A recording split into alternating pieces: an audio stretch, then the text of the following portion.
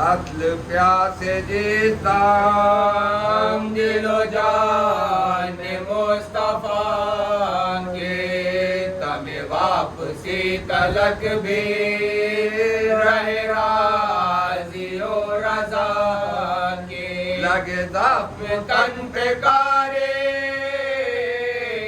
جو شہید کربلا کے گرے گھوڑے پر سے جیدام جو امام غش میں آ کے کہا حق سے قبلہ رو ہو کہ یہ کام مجھ سے ہوئے تیری یاد میں الہی میرا نام تمام ہوئے یہی بات منہ پہ شہ کے جو چلا گلے پہ خنجر گرا وحش و تیر اس دام سبھی بے قرار ہو کر مارا دیکھ مرغ پرغان نوشے کمل پرو چلا اڑ سوئے مدینہ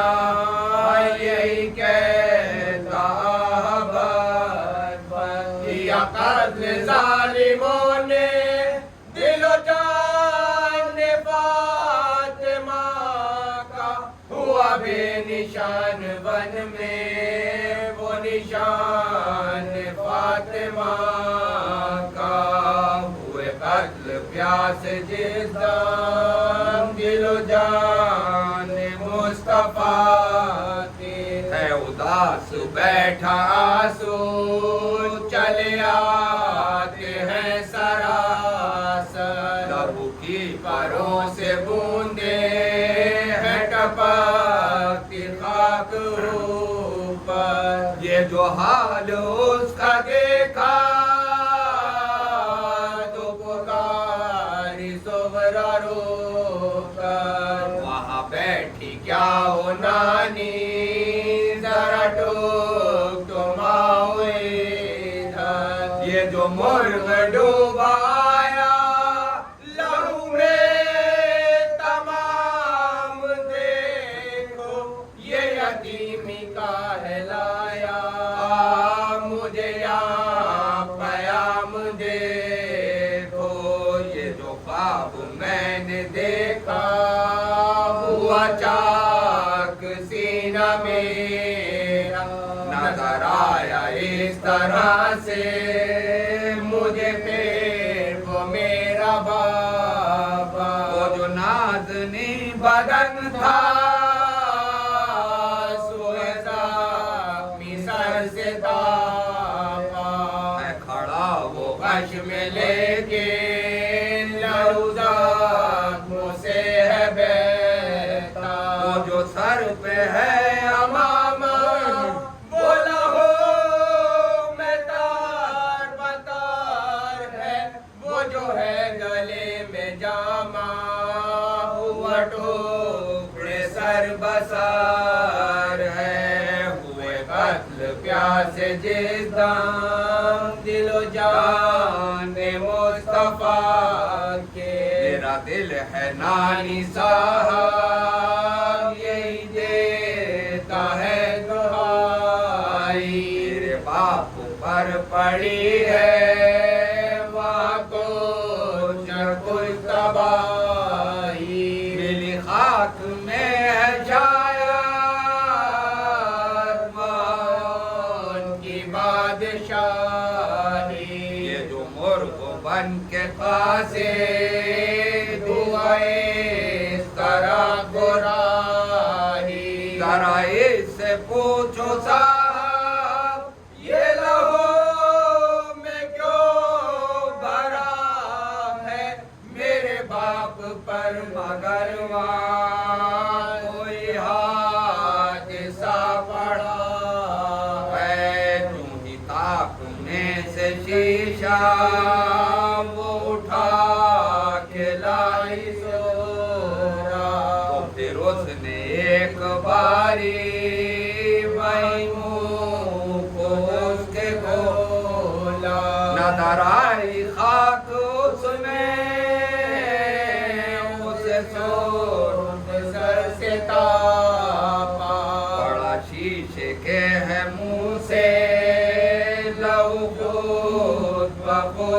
بنتا ہوا تب یہ ثابت اس پر میرا باپ مر گیا ہے لہو کربلا کا اس کا یہاں جوش مارتا ہے یہ پکاری مرغ کو پھر تو ہے کیوں خاموش بیٹھا مجھے کیوں نہیں سنایا میرے باپ کا مرنا وہ پکارا کیا سناؤ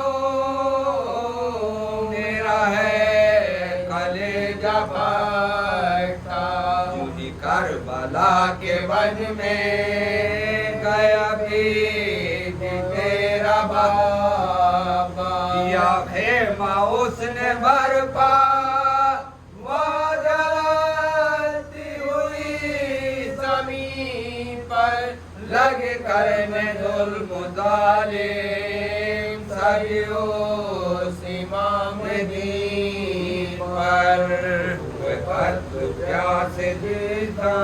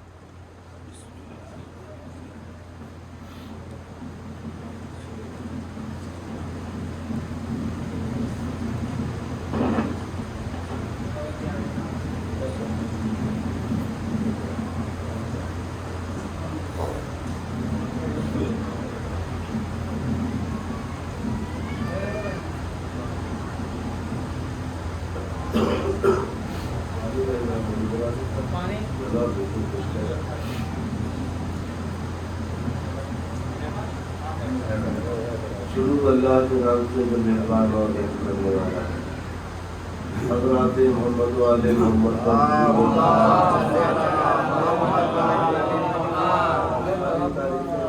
بازی کے لیے جو اس نے احساس انسان کو خلق کیا اشرف المخلوق بننے کے لیے شہر کے راستے بھی سواز کی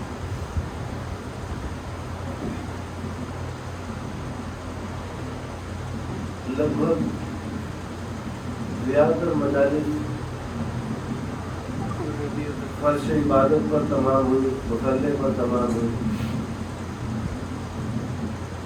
دوسرے دستگاہ کا فرش ادا کا تذکرہ نہیں کر پائے آئندہ پھر کریں لیکن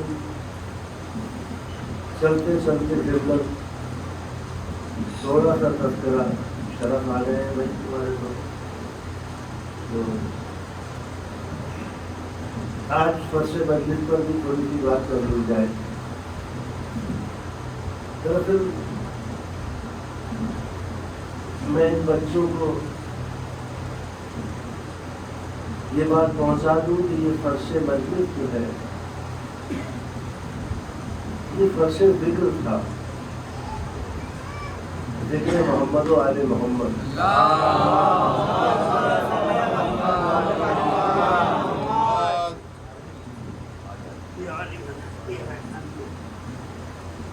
جس کو حسین کی شیر کی بہن شادی زہرا حضرت زینب صلوات اللہ علیہ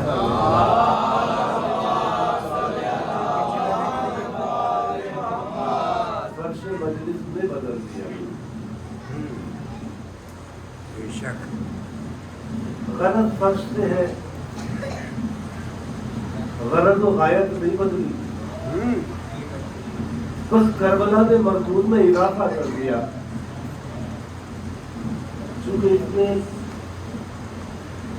ذکر محمد و آل محمد میں تمام تر شرف اور فضیلتوں کا تذکرہ تھا، ایک باب کم رہ جاتا تھا، باب شہادت وہ زینب نے شامل کر کے اس فرش کو مکمل فرش بنا دیا۔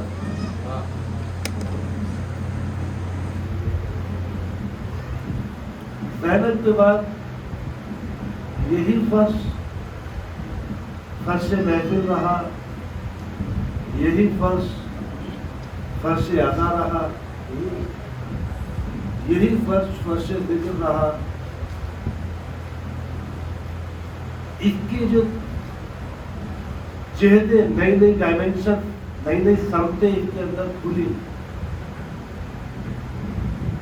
اس نے اس فرش کو نہ صرف یہ کہ عظیم اور مقدس بنائے رکھا، بلکہ ہماری جو دنیاوی زندگی ہے اس پر بہت سارا اثر ڈالا،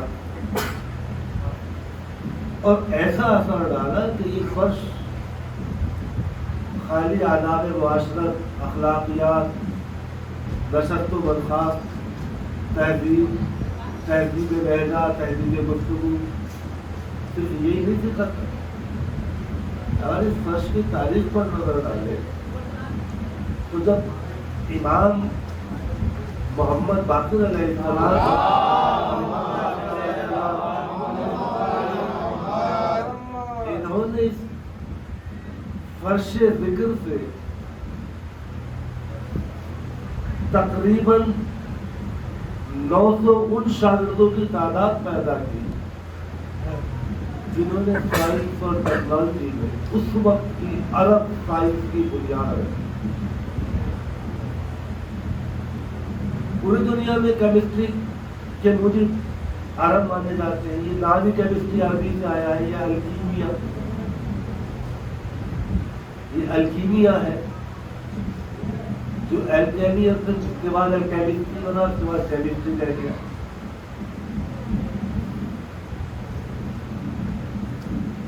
یہ جتنے نمکیات اور تیراریات ہیں یہ سب عربوں کی دین ہے۔ آج بھی ہائی اسکول انٹرمیڈیٹ کے کیمسٹری کے سلیبس میں یہ بات آپ کو لکھی ملے گی کہ کیمسٹری کا بابا اعظم ایک عرب سائنٹسٹ الکیبر تھا۔ الکیبر ایسے ہوا غریب کہ نام تھا جابر بن موسیٰ الکیریان۔ عرب تخصیص کے لیے ال لگاتے ہی ہیں، الجابر۔ جب انگریزوں نے اسے رومن میں لکھا تو جے کا جی اور اے کا ای ہوا تو الکیبر ہو گئے وہ۔ اسی فرش ذکر سے القانون فی الطب جیسی کتاب لکھنے والا شیخ ابو علی سینا، اس سے پہلے انسانی سائنس کے تصور میں ہیومن اناٹمی نہیں تھی، انسانی جسم کی تشریح، جسے تشریح الاعضاء کہتے ہیں یا تشریح البدن کہتے ہیں، یعنی کون سی نس کہاں سے نکل رہی ہے، کہاں پر انسرٹ ہو رہی ہے، کون سا لیگامنٹ کہاں سے جڑا ہوا ہے، کون سی ہڈی کہاں سے کہاں تک جاتی ہے، کون سی گوشت کی وجہ، تو اتنی باریکی سے اس شخص نے تشریح البدن پر 21 جلدیں، تقریباً 1200-1400 صفحات کی ایک جلد، 21 جلدوں میں تشریح البدن، جس کی بنیاد پر آج سرجری ممکن ہو سکی۔ اسی فرش ذکر سے محمد بن علی بن محمد، جس نے سب سے پہلے لینس کی ایجاد کی، جس سے دوربین اور کیمرے بنے، یہ اسی فرش ذکر کا نام ہے۔ اب رہ گئی بات دین اور عقیدے کی، تو کیا عرض کروں؟ اہل بیت محمد ان سیاسی حالات میں کہ جہاں اہل بیت کا تذکرہ کرنا جرم ہو،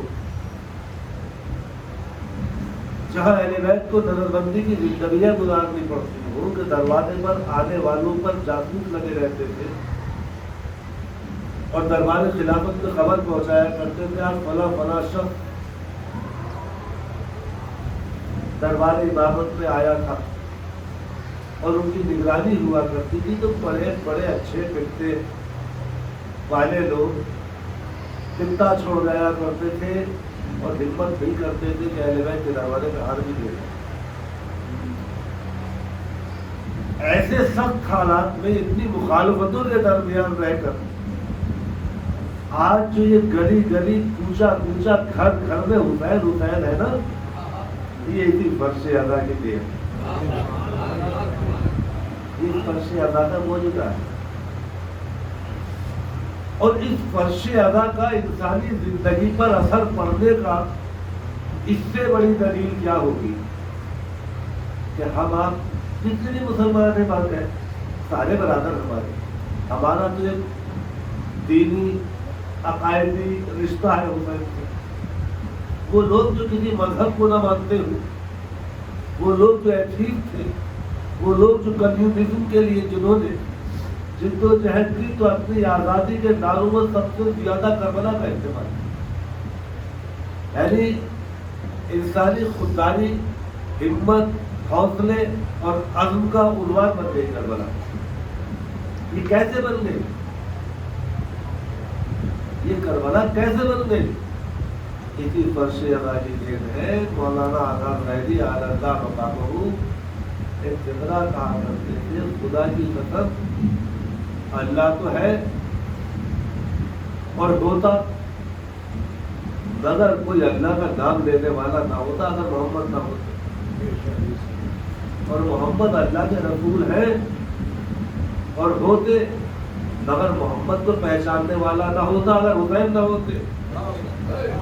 یہ محمد کا کلمہ حسین نے پڑھوایا ہے، اور پھر ایک جملہ اس میں شامل کیا کرتے تھے، اور حسین ہے، حسین شہید ہے، حسین شہید ہی ہوتے، لیکن حسین کی کربلا کھو گئی ہوتی تو حسین کو نہ پہچانتا اگر اونٹ کے ممبر پر کھڑے ہو کر زینب نے اپنی خطابتوں سے کربلا کے مقصد کے نہیں پہنچایا ہوتا، اگر زینب نے فرش ادا نہیں بچھائی ہوتی۔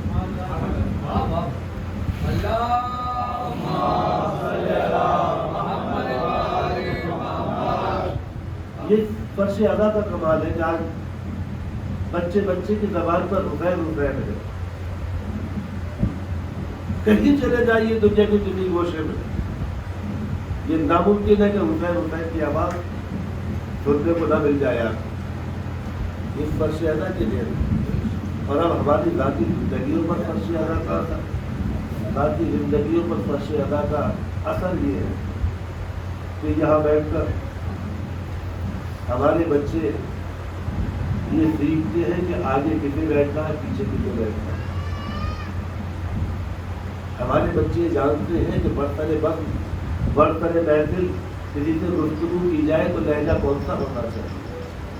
یہ فرش ادا کا کمال ہے، یوں ہی نہیں کہلاتے کہ مسلمانوں کا سب سے زیادہ مہذب و شائستہ اور پڑھا لکھا طبقہ ہے۔ سچ بتاؤ، آپ نے اپنے بچوں کی اعلیٰ تعلیم کے لیے کتنی محنت کی، کتنی کوشش کی، کس کو دینیات کے مدرسے میں داخلہ دلایا؟ نہیں دلایا نا۔ سب کے بچے اپنی محنت مزدوری پر لگے ہوئے ہیں، لیکن مولوی صاحب جب بات کرتے ہیں تو مولوی صاحب کہتے یہی ہے کہ بھائی تمہارے قوم کے بچوں سے ڈر لگتا ہے، ان سے بات کرتے ہوئے ڈر لگتا ہے۔ کیوں ڈر لگتا ہے؟ کہ انہیں معلومات بہت ہے۔ یہ معلومات کہاں سے آئی بچوں کے پاس؟ یہ فرش ادا کا کمال ہے، محنت کا احساس۔ اسی طرح سے اللہ کا کمال ہے۔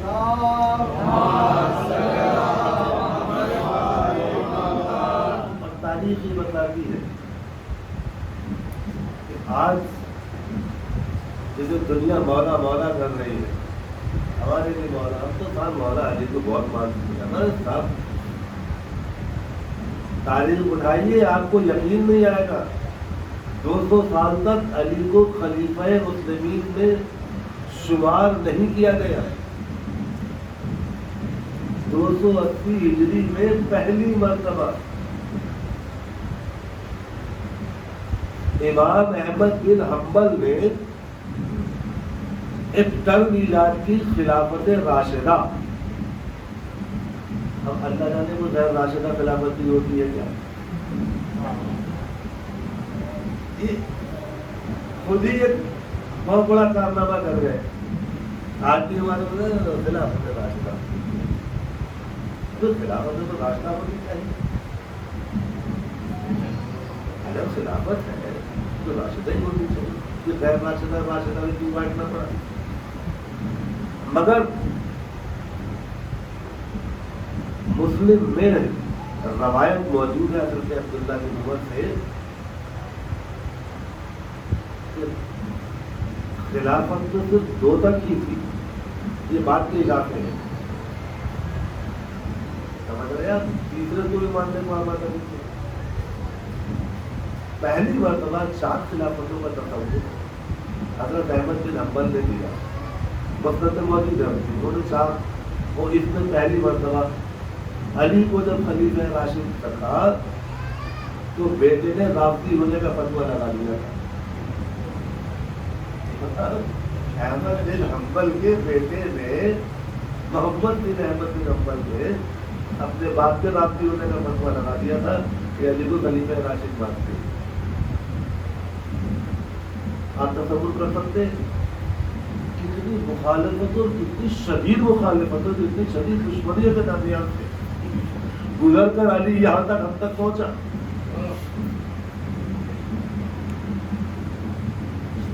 فضائل و مناقب کی بات آئے تو اللہ خلیق رحمت کرے امام نسائی علیہ الرحمہ کو، تو انہوں نے ایک کتاب فضائل مرتضوی پر، خصائص المرتضوی ایک ماری، ورنہ بقیہ میں عالم یہ ہے کہ فضائل و مناقب اہل بیت اگر آپ اٹھا کر دیکھیں تو 2-4 حدیثیں، 2-4، اب ہم نے کہا یہ فضائل علی کی اتنی بہت ساری حدیثیں، یہ اس وقت ہاتھ نہیں آئی تھی آئمہ کو، جب یہ کتاب جمع کر رہے تھے کہ انہیں کوئی حدیث ہاتھ نہیں آ رہی تھی، یہ گرنجی 2-4 4 6 4 6۔ اب اس سے تو آپ اندازہ لگائیں کہ کس دور میں وہ لکھ رہے تھے بیچارے، کن حالات میں لکھ رہے تھے کہ اتنا بہت فضائل کا ڈھیر ہونے کے باوجود 2-4 6 حدیث سے آگے نہ بڑھے، اور جہاں بڑھے وہیں بیلنس کرنے والی ایک حدیث ادھر بھی شامل کر دی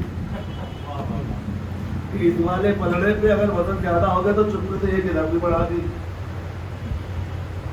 ہے نا؟ یہ بات کوئی سوچ بھی نہیں سکتا تھا، کوئی تصور نہیں کر سکتا تھا، یہ ہوتا شاید ہو گئی اتنے فضائل، لیکن اللہ طریق رحمت کرے امام حاکم جیسا بنی، انہوں نے للمستدرک اور یہ کہیں گے کہ وہ جو 15,000 احادیث رد کر دی تھی امام بخاری علیہ الرحمہ نے،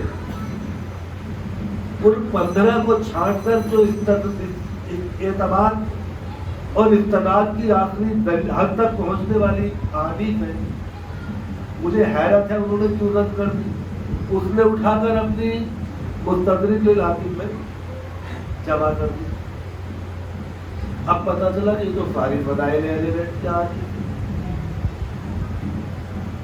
مطلب ان 15,000 احادیث میں وہ تمام احادیث فضائل اہل بیت پہ تھیں، وہ چھوڑ دی گئی تھی، امام حاکم نے اٹھا کر خود سے لوگوں تک پہنچا دی۔ تو اب یہ بھی نہیں کہہ سکتے کہ ان کے سامنے فضائل کی حدیث نہیں تھی، خود ہی چھوڑی تھی۔ اس کے اوپر ایک اتنی باریک بحث امام حاکم نے کی ہے کہ آج بھی عالم اسلام، ہم نہیں کہہ رہے، عالم اسلام اس بات پر متفق ہے کہ امام حاکم اگر کسی حدیث کو رد کر دے تو رد ہے، اور وہ اگر مستند کہہ دے تو مستند ہے۔ اتنا بڑا کارنامہ وہ کر گئے، اور اب اس کارنامے کو ٹٹولا تو سارا بنڈل فضائل علی سے بھرا ہوا۔ آپ سمجھ رہے ہیں کہ اس دور سے گزرا کتنے حد تک پہنچا۔ آج ہر بندہ مدعی ہے کہ ہم بھی علی کے چاہنے والے ہیں۔ تو یہ ہوا کیسے؟ یہ اسی فرش ادا کا احسان ہے۔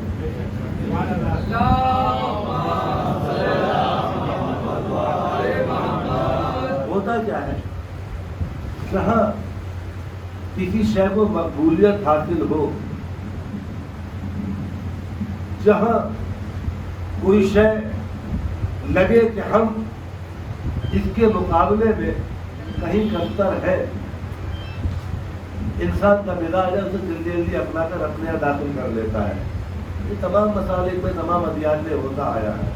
جب اسلام ہندوستان آیا تھا، یہاں اس وقت دویت اور ادویت کی بحثیں چل رہی تھی۔ تصوف نے یہاں کے دویتواد ادویتواد کو دیکھا، مانا، جو کچھ اچھا لگا تو جلدی سے اپنے یہاں داخل کر لیا۔ تصوف کا جو کچھ اچھا لگا وہ سنتواد نے اپنے یہاں داخل کر لیا۔ پتا چلا اگر ادھر بلے شاہ پیدا ہوئے تو ادھر بھی میرا اور چیتنیہ پربھو پیدا ہو گئے۔ یہ ہوا کرتا ہے۔ تو بس یاد رکھنا، وہ اہل بیت جن کے تذکرے کو پوری حکومت برداشت کرنے پر تیار نہیں تھی، ان کا تذکرہ اس حد تک پھیلا کہ آج مسلمانوں کا چاہے کسی مسلک کا ہو، انہیں بھول جاؤ۔ لیکن یہ کہ وہ لوگ جو تقریباً تکفیری ہو چکی ہیں، وہ بھی کہتے یہی ہے کہ نہیں علی کو مانتے تو ہے ہم۔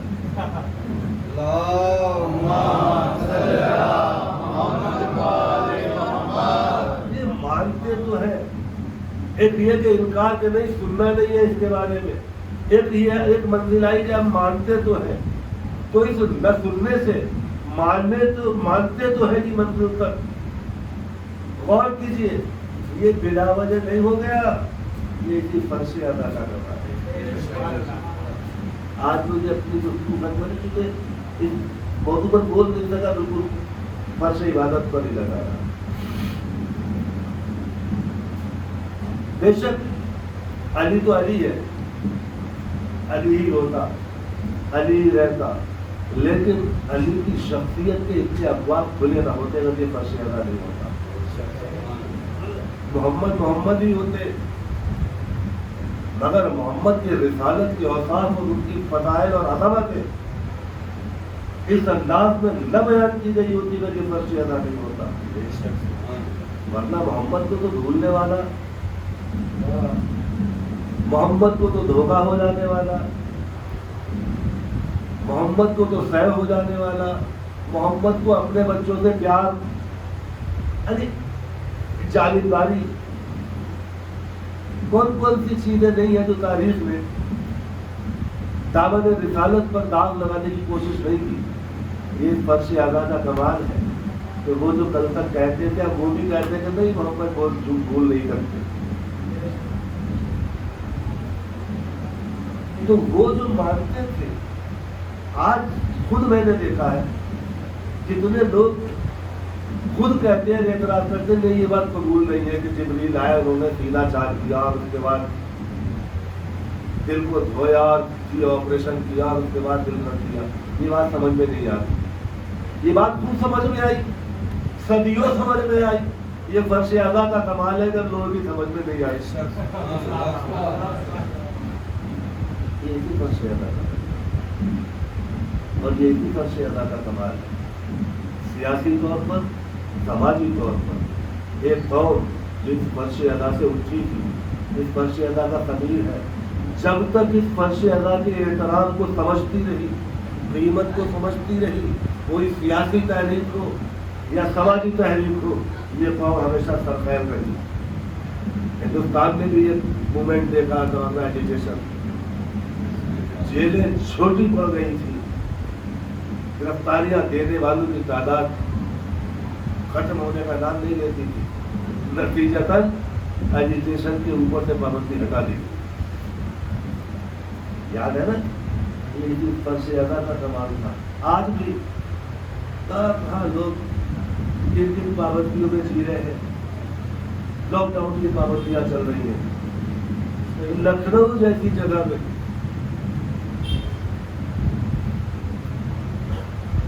اور وہ اللہ تعالیٰ کہہ رہے ہیں کہ ہم تو سر مجلس نہیں پڑھیں گے، اگر یہ نہیں ہوا وہ نہیں ہوا، کوئی سننے کو تیار نہیں. مگر ایک چھوٹا سا شہر جونپور، وہاں تالٹی کے ساتھ بے حرمتی کی. انہوں نے کسی عالم سے وہ نہیں کیا، خود باہر نکلے، سڑکوں پر آئے اور ماتم کرنے بیٹھ گئے، اور ہر بندہ ایک تازیہ اٹھائے ہوئے تھا. یہ ابھی پرسوں کی بات ہے، اس فرش اعضا کی دیر ہے. سمجھ گئے؟ سسپینڈ بھی ہوا، آگے انکوائری، آگے مزید سخت کارروائی ہو سکتی ہے اس سب انسپیکٹر کے خلاف جس نے بدتمیزی کی. یہ فرش اعضا ہے. یاد ہوگا مولانا آپ تو اس وقت بہت چھوٹے تھے، لیکن اور کچھ لوگ ہیں، انہیں قلب جواد صاحب کے سلسلے میں مایاوتی کے خلاف احتجاج ہوا تھا مراد کچہری پر. وہاں انڈیا ہوا کرتا تھا ایوب سیفی. اس ایوب سیفی نے مجھ سے شریعت بھائی ابھی حیات ہے، اس نے کہا یار ایک آدمی سے میری بات کرا. شریعت بھائی کے آفس میں وہ آیا ملنے اور کہنے لگا بھائی ڈاکٹر صاحب خدا کی قسم میں نے سنا تھا، میں نے دیکھی نہیں تھی یہ قوم، میری کوئی بات کی وجہ آج تک میرا پالا ہی نہیں پڑا.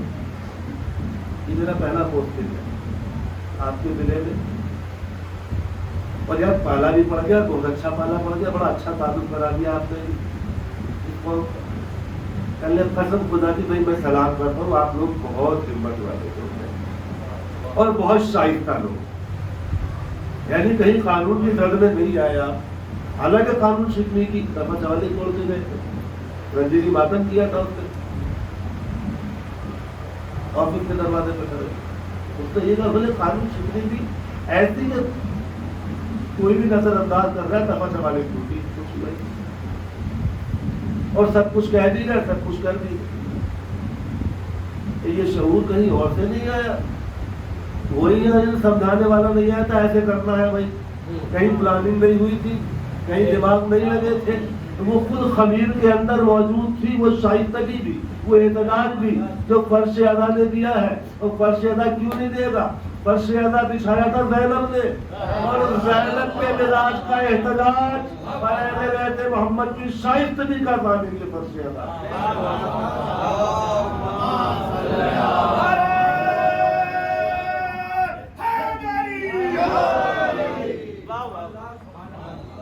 بچوں یاد رکھنا، اس فرش ادا کا احترام کرنا یہ تم تک آیا بھی آسانی سے نہیں ہے. بڑی بڑی قربانیاں دینی پڑی ہے اس کے لیے، اتنی قربانیاں دینی پڑی. اور آج بھی میں بھی گزارتے شاید اس وقت بھی مایاوتی کے خلاف بولتے ہو تو میرے تقریر میں تھا، آپ کی کوئی بات نہیں تو میں نے یہ جملہ کہا، جانے کتنے آئے ذکر حسین پر پابندی لگانے والے. ہاں یہ تو ہے کہ ہم میں سے کچھ ماؤں کی گولیاں خالی ہوئی، کچھ بیویوں کے سہاگ کام آ گئے، کچھ بچوں کے سر پہ سے سایہ اٹھ گیا، اتنا تو ہوا ہے. لیکن ذکر حسین ہماری کیا اوقات، ہم تھوڑے ہی کرتے ہیں، وہ کراتے ہیں ہم کرتے ہیں. یہ ان کا احسان ہے کہ ہم سے کرا دیں.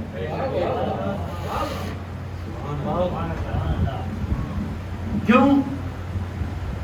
وہ ہے ہی ہے. بس آخری جملہ میں بات کر چکا ہوں. وہ ایسے ہیں کہ ان کا ذکر کر کے ان کا احسان ہے کہ ہم سعادت مند ہو جاتے ہیں. ان کے اوپر کوئی احسان نہیں. مگر بہت بڑی بات کہنے جا رہا ہوں، غور تو سنیے گا. کوئی بھی کام کرتا اللہ توفیق دیتا تو ہم کرتے، یہی کہتے نا. بھائی کوئی اچھا کام کرا لیا اللہ کا احسان ہے، ہم سے کرا لیا، یہی کہا جاتا. کائنات میں کوئی فرد ہو، کوئی بڑا اچھا کام ہو، کہا یہی جاتا بھائی اللہ کا احسان، اللہ کا شکریہ کہ اس میں اتنی توفیق تھی ہم یہ کام کر گزرے. تو محمد علیہ محمد تو شکریہ ادا کرتے ہوں گے اللہ کا، اتنا احسان جو ہم ایسے بنے، ہے نا. مگر قرآن کریم میں ایک جگہ میں جھٹکا کھاتا ہوں. پہلے نہ سمجھ لیا شکریہ. شکریہ اس کا مادہ مشتق شکر ہے، اس کا شکریہ. شکر مانی کسی چیز کا اعتراف اور احساس احسان مندی شکر کہلاتا. بھائی تیرا احسان ہے، تم نے کام مجھ سے لے لیا، یہ شکر کہلاتا. اچھا جو شکر ادا کرے اسے کیا کہتے ہیں؟ شاکر. اور جس کا شکریہ ادا کیا جائے وہ ہے مشکور. لغت کے اعتبار سے، سر کو نہر کے اعتبار سے مولانا. مگر ہمارے بڑے بڑے صاحب قلم اور بڑے بڑے ادیب اسے الٹے معنی میں لکھتے ہیں. کوئی بات تو کہتے بھائی میں آپ کا مشکور ہوں، کہتے نہیں کہتے بھائی میں مشکور ہوں، آپ نے میرے شعر میں بات کی، الٹا بول رہے ہیں. آپ شاکر ہیں، متشکر ہیں. مشکور تو وہ ہوا جس کا آپ شکریہ ادا کر رہے ہیں نا. مشکور کا مطلب جس کا شکریہ ادا کیا جائے. تو یہ آل محمد کو یا محمد کو خطاب کر کے قرآن کریم جب کہتا ہے وما یشاء الا یشاء اللہ، تو آپ تو کچھ چاہتے ہیں، وہی چاہتے ہیں جو ہم چاہتے ہیں، ہے نا. وہی ایک فطرہ آتا ہے، ان کانا سیم مشکورا. اللہ کہہ رہا، کوئی اور نہیں کہہ رہا. کس سے خطاب کر رہا؟ محمد و آل محمد سے. ان کانا سیم مشکورا، تمہاری جو کوششیں ہیں وہ کوششیں مشکور ہیں. نہیں سمجھے؟ نہیں پہنچا نقطہ.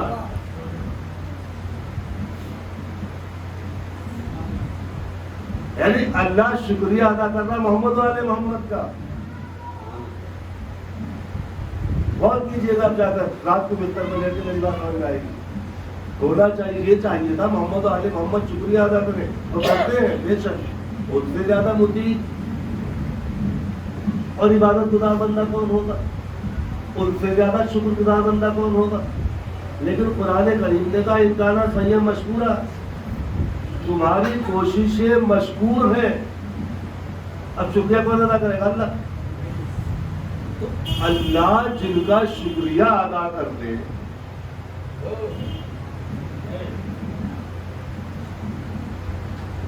اور کیوں نہ شکریہ ادا کرے گا. اس لیے سجدے کرتے ہوئے دنیا کو دیکھا ہے، سجدوں کی ترغیب دیتے ہوئے دنیا کو دیکھا ہے، مگر خنجر کے نیچے رکھ کے سجدہ کرنے والے نہیں دکھائی دیں گے سوائے محمد والے محمد. کوئی نہیں دکھائی دے گا. سجدہ کر کے اور سر اٹھانے والی تو دنیا ملے گی، لیکن سجدے میں سر رکھ کے اور سر بھول جانے والے محمد والے محمد ملیں گے. اب قاتل خنجر سے قلم کر کے سر کو نیزے پہ اٹھائے تو اٹھائے، یہ سر نہیں اٹھاتے سجدے سے.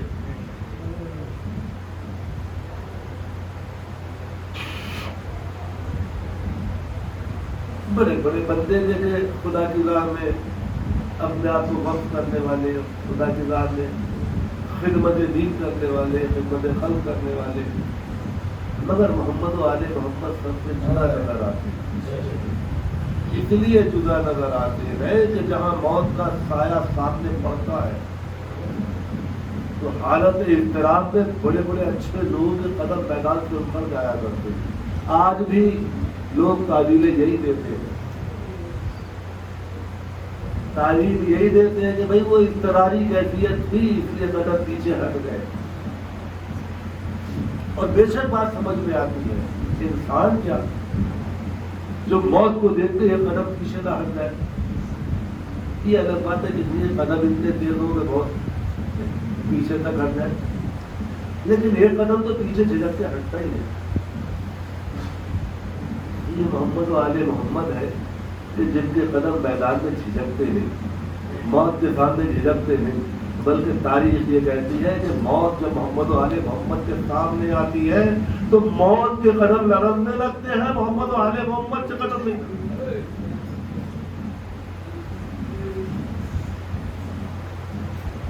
مرد تو مرد ہوتے ہیں، مردوں کی ہمت کا کیا کہنا، اوپر سے عرب قوم بڑی بہادر قوم تھی، عربوں میں بنو ہاشم بڑے شجاع تھے، بنو ہاشم میں آل محمد، ارے کوئی جعفر کا نواسا ہے، کوئی جعفر کا پوتا ہے، کوئی علی کا نواسا، کوئی علی کا پوتا، یہ اگر بہادر نہ ہوں گے تو کون ہوگا؟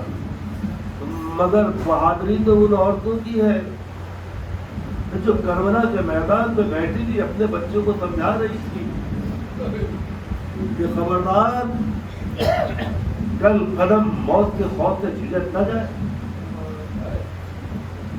روایت کہتی ہے کہ شب عاشور حسین جب چراغ بجھا چکے، اصحاب کو لیے دعائیں خیر کر چکے، تو آپ نے کہا اچھا جاؤ اپنے اپنے خیمے میں جاؤ، یہ رات عبادت میں گزار، اس صبح رن ہے اور یقینی رن ہے۔